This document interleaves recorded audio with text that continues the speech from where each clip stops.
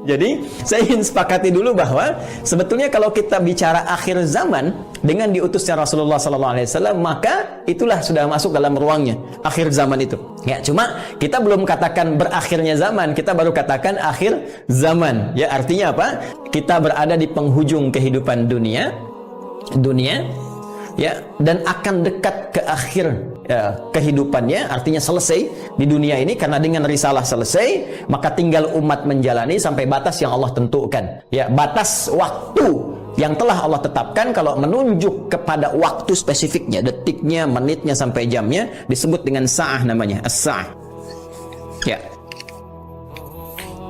nanti di periode ini ada kejadian-kejadian, ya, di mana segala hal bisa muncul, ya, bisa terjadi banyak hal nanti kita sebutkan, baik itu nanti huru-hara, baik itu banyak musibah, baik itu nanti selesai kehidupan, wafat, bangkit, sesuatu terjadi, sesuatu yang banyak terjadi, bangkit dan sebagainya, disebut dengan qiyamah namanya. Ya, asalnya qiyam, sifatnya ditambah ta, disebut dengan qiyamah. Karena itu nanti peristiwanya disebut dengan yaumul qiyamah. Yaumul qiyamah. Ya. Nanti ada surah Al-Qiyamah, surah ke-75, gitu kan? La uqsimu biyaumil qiyamah. Ini peristiwanya. Tapi kalau kita ingin menunjuk kepada waktunya spesifik, ya, berakhir nih waktunya, selesai, sehingga terjadi kiamat yang dimaksudkan. Kita serap ke dalam bahasa Indonesia menjadi kiamat. Ya, berakhir waktunya disebut dengan sa'ah. Sa'ah menunjuk kepada, kalau sekarang dalam bahasa Arab standar sekarang sa'ah disebut jam. Ya, jam ada detiknya, kan sa'alan. Jam berapa sekarang? Ya, sampai ke detiknya, sampai ke menitnya dan seterusnya, itu menunjuk kepada waktu ini disebut dengan sa'ah. Ya, karena itu teman-teman sekalian, ketika Allah menegaskan kapan terjadi tepatnya terjadi kiamat ini, menunjuk pada waktunya, itu hanya milik Allah Subhanahu wa taala, prerogatifnya. Ya, karena itu di Quran surah ke-31 Luqman, di ayat ke-34, ayat terakhir, hal pertama dari 5 hal yang menjadi hak prerogatif Allah, kalimatnya langsung menggunakan kata sa'ah. Innallaha 'indahu 'ilmus sa'ah. Ini kalimatnya menggunakan apa? Sa'ah. Ya, di hadis Muslim nomor hadis yang ke-8 disebut dengan hadis Jibril, ya, alaihissalam, ketika beliau bertanya, mengonfirmasi kepada Rasulullah, ya, Sayyidina Muhammad sallallahu alaihi wasallam, bertanya tentang kapan tepatnya terjadi kiamat. Maka kalimat terakhirnya ketika bertanya tentang iman, Islam, ihsan, mata sa'ah. Mata sa'ah, kapan tepatnya terjadi kiamat? Nabi menjawab, mal mas'ulu anha bi'alama minas sa'il. Kenapa penting saya sebutkan ini? Nah, ada langsung firman Allah dalam Al-Quran, pembukaan satu surah, di surah ke-54 Al-Qamar. Ya, Al-Qamar. Dalam pandangan Allah, Allah menyebutkan bahwa ketika Rasulullah diutus sebagai Rasul di akhir zaman, artinya zaman ini terakhir dalam kehidupan, nggak ada nanti umat yang baru lagi, nggak ada Rasul diutus lagi dan sebagainya. Itu sudah Allah mendeklarasikan satu pembuka kalimat dalam firman yang sangat singkat tapi tajam sekali. Iqtarabatis sa'ah. Iqtarabatis sa'atu wansyaqqal qamar. Quran surah ke-54 ayat yang pertama. Jadi Allah sudah menyampaikan sejak Nabi SAW diutus kurang lebih 15 abad yang lalu, kan? Allah menyampaikan iqtarabatis sa'ah. Ya, masa itu sudah dekat. Ya, jadi sejak diutusnya Nabi, Allah sudah mendeklarasikan, sudah menyampaikan, ya, menginformasikan pada seluruh hambanya bahwa ini kejadian ini sudah dekat. Ya, dengan diutusnya Rasulullah, bahwa zamannya akan berakhir. Cuma dekatnya dalam konteks firman Allah dengan pandangan kita tentu sangat berbeda. Ya, karena dimensinya tidak serupa, sifat-sifatnya jauh berbeda, kan? Maka demikian pula memahami firman Allah tidak menggunakan pendekatan akal manusia. Jangan kita katakan dekat dengan ukuran kita, tidak. Lihat ukuran Allah. Ya, di mana ukuran Allah? Lihat surah Al-Ma'arij misalnya, ayat yang ke-6. Innahum yarawnahu ba'ida wa narahu qariba. Ya, mereka melihatnya masih panjang, kami melihatnya dekat. Kenapa? Karena ukuran waktu di sisi Allah, ya, itu sudah nggak pakai ukuran standar manusia lagi. Beda dimensinya. Ya, kita keluar dari wilayah kita di Indonesia dengan Malaysia sudah beda 1 jam. Ya, kita bisa ke Amerika, ke Kanada, itu sudah beda terbalik. Bisa di sini siang sana malam. Ya, baik. Jadi apalagi kita ukur dengan konteks kehidupan akhirat. Ya.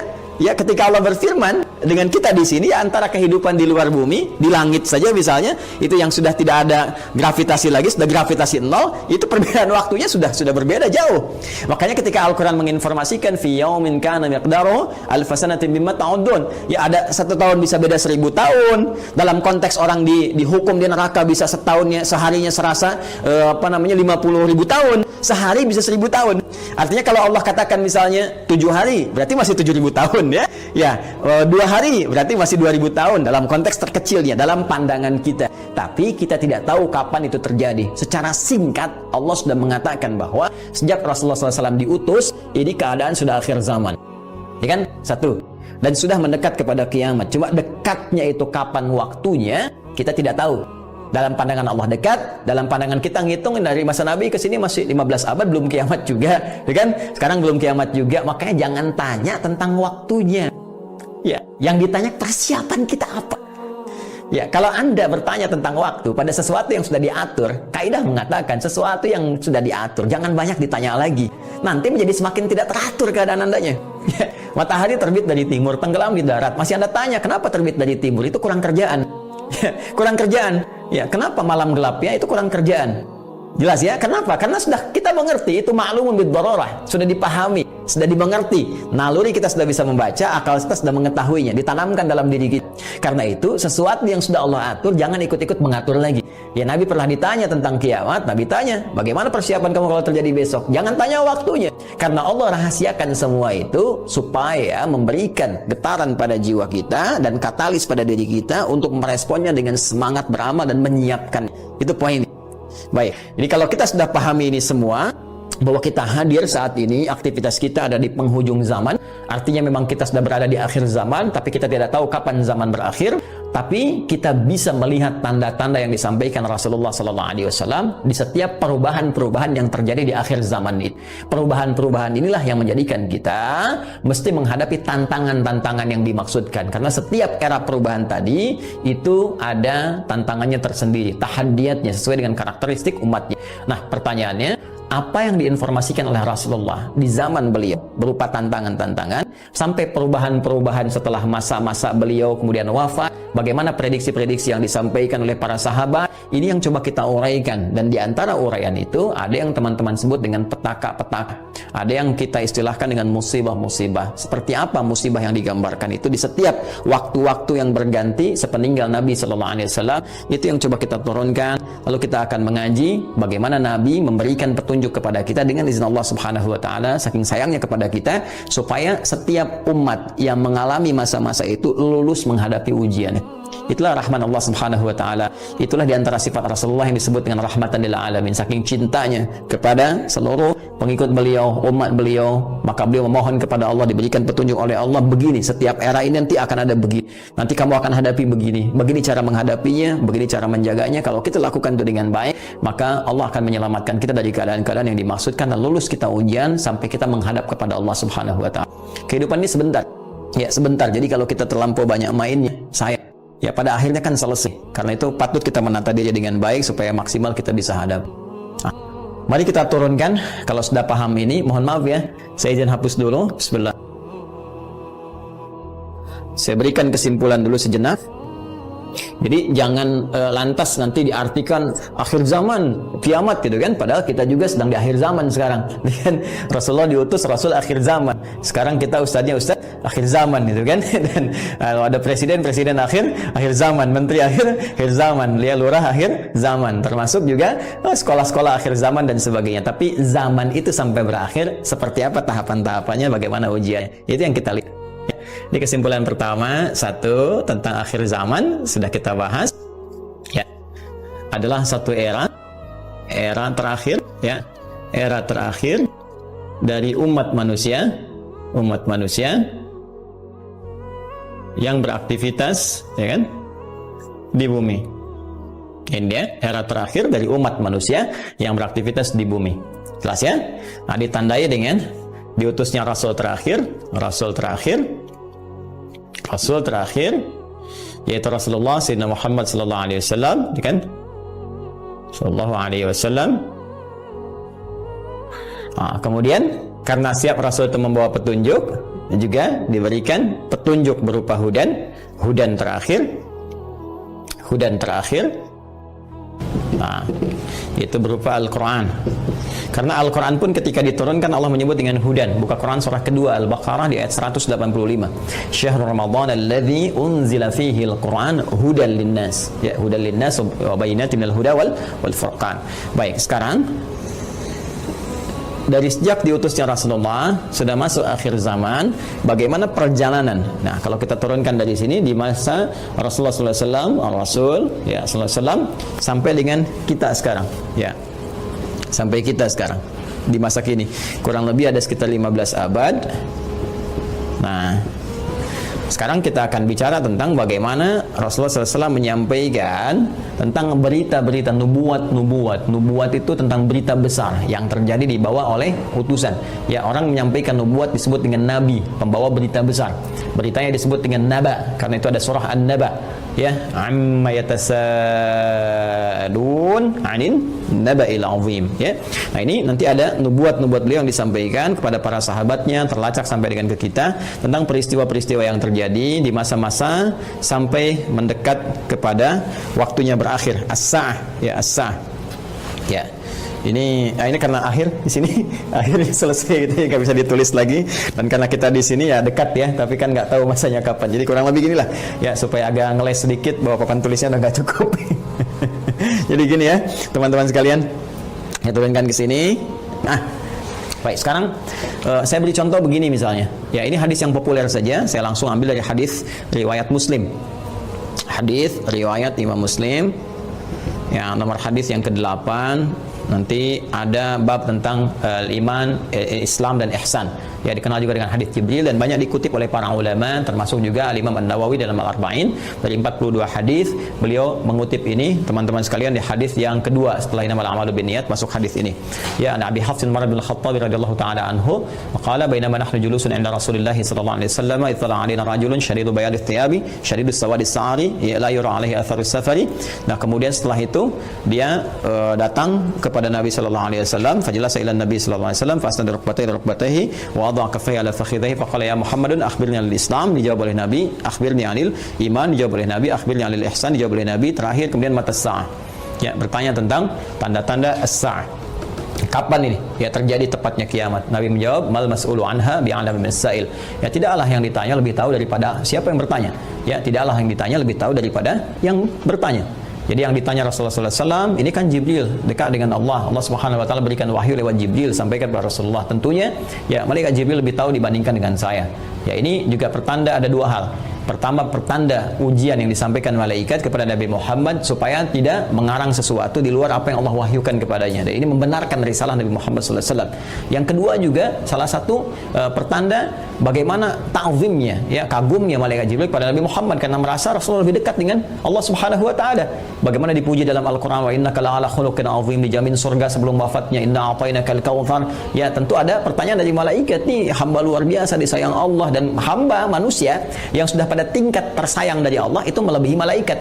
Karena itu ketika Adam alaihissalam ya diuji oleh Allah, diminta, ditanya ini apa, ya, Al-Baqarah di ayat yang ke-31 itu wa 'allama Adam al-asma'a kullaha dan seterusnya sampai ayat 33, maka malaikat kan diminta sujud hormat.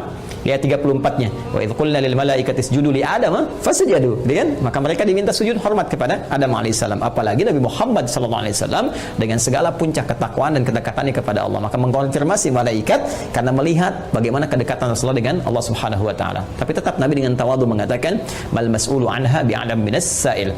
Ya, kemudian bertanya an amaratiha, maka akhbirni ya an amaratiha, maka sampaikan kepadaku, ya, informasikan, maksudnya kepada malaikat Jibril ini supaya didengar oleh sahabat-sahabat yang lain dan disampaikan kemudian kepada generasi setelahnya sampai dengan ke kita.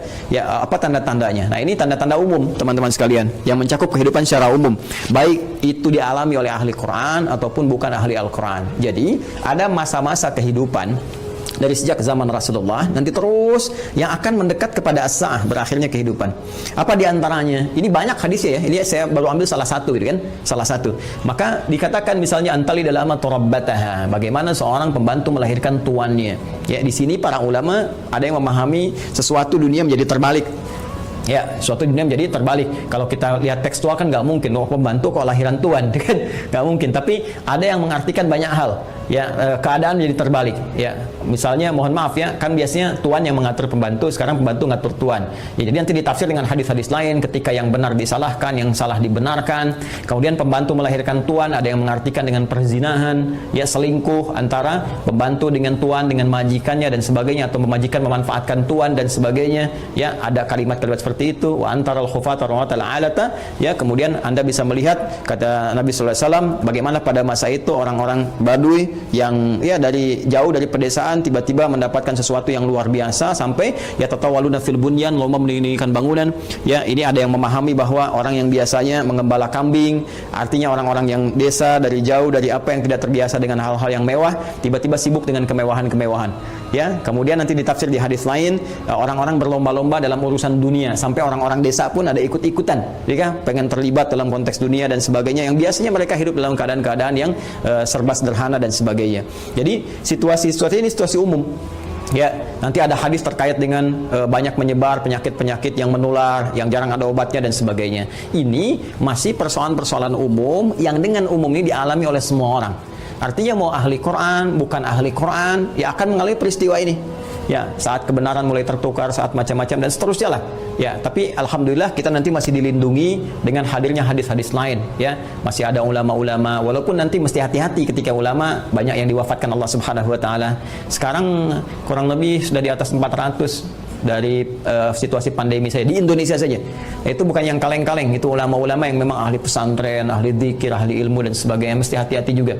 Ya, alhamdulillah kita masih ada orang-orang yang istighfar, bangun di malam hari, orang-orang yang mendekat kepada Allah, orang-orang yang taubat, masih kita dilindungi oleh Allah. Ya, jadi keadaan-keadaan ini, tapi petunjuk-petunjuk ke arah ini sudah mulai terasa.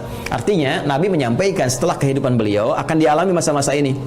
Ya, jadi masa-masa ini sudah terjadi fitnah kubra dari masa tabi'in, ya, dari masa sahabat akhir-akhir ke tabi'in. Setelah itu kan ada juga peristiwa-peristiwa ini. Sampai juga di kita sekarang pun kita rasakan peristiwa itu. Tapi jangan disimpulkan berarti besok kiamat, Jumat lagi gitu ya. Jangan-jangan ngambil kesimpulan gitu juga. Ada variabel-variabel lain yang harus kita pahami, tapi kita mesti waspada. Ini berupa fitnah. Ini yang saya maksudkan. Ini ujiannya. Ujiannya. Ingat nanti ya, ada fitnah, ada musibah, ada bala, ada ibtala, itu beda-beda. Ya, itu beda-beda. Nah, ingin saya katakan bahwa ini ujian kita di sini. Ini ujian kita. Karena ini ujian kita mesti lulus, teman-teman sekalian. Nah, sekarang jangan langsung kita pahami ini kiamat besok ini. Tidak. Nabi ingin mengatakan di masa depan ada tantangan-tantangan tuh akan begini. Dan ini kalau tantangan-tantangan ini nggak bisa dihadapi, sudah ini akan menjadi variabel yang mempercepat terjadinya kiamat. Artinya cepat menuju ke arah ini. Ya. Kalau orang udah nggak bisa dikendalikan, nggak ada orang jujur semua, orang semua berperilaku maksiat, orang semua berperilaku fahsya, mungkar dan sebagainya, ini mempercepat. Tapi kalau kita bisa lulus ujian-ujian ini, minimal rahmat Allah kita dapatkan.